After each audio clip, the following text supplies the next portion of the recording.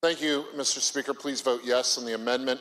Mr. Speaker, I think it is fair to say that a legislative body should listen to its constituents at least as much as it listens to an executive branch agency. Mr. Speaker, my constituents are greatly concerned with the rise in crime rates in this state, both violent crime rates and property crime rates.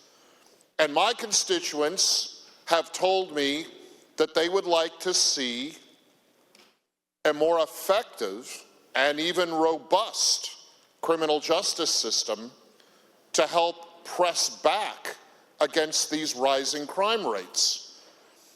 And a granular discussion over how a prison sentence or a confinement sentence is comprised misses the point, I believe, that this amendment would make and do well in our public policy. It's fair to say that the people want to see a convicted criminal spend at least half the sentence in confinement before being qualified for partial confinement and the rest of how a prison sentence is comprised. It is fair to say, Mr. Speaker, we should listen to the people and bring their voice to public policy and not defer to another branch of government. Please vote yes to the amendment. It's a flawed bill, Mr. Speaker. Please vote no. Mr. Speaker, we do believe in rehabilitation. The purpose of incarceration is not to punish an individual in a vindictive way.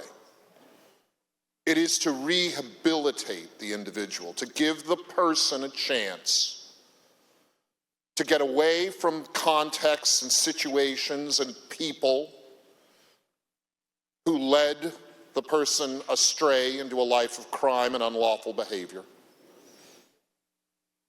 Mr. Speaker, we believe that our system of incarceration serves a public good by establishing the standards of behavior, lawful behavior and unlawful behavior,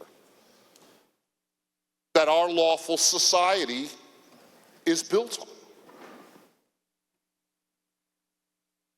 We need to have a system of incarceration that works for rehabilitation.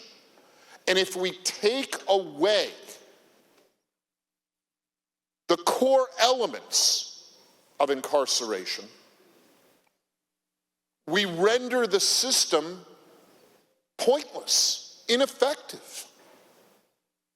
Now, we don't want our prison system to be one that is graduate school for criminals. And we certainly don't want our prison system to be one that is abusive of its inmates. And I would add to this, Mr. Speaker, we don't want a system that victimizes with further crime the inmates entrusted to the service of the state. But, Mr. Speaker, this policy is part of an ongoing process across a spectrum of specific policy points that is rendering our incarceration system ineffective. And we can play the frame game with statistics. But, Mr. Speaker, by most standards of historical reality, the crime rates in our state are up. There's a causal connection, Mr. Speaker. And this proposal does not defend public safety, enforce public safety, encourage public safety. It renders our incarceration system a failure on its own terms. Please vote no.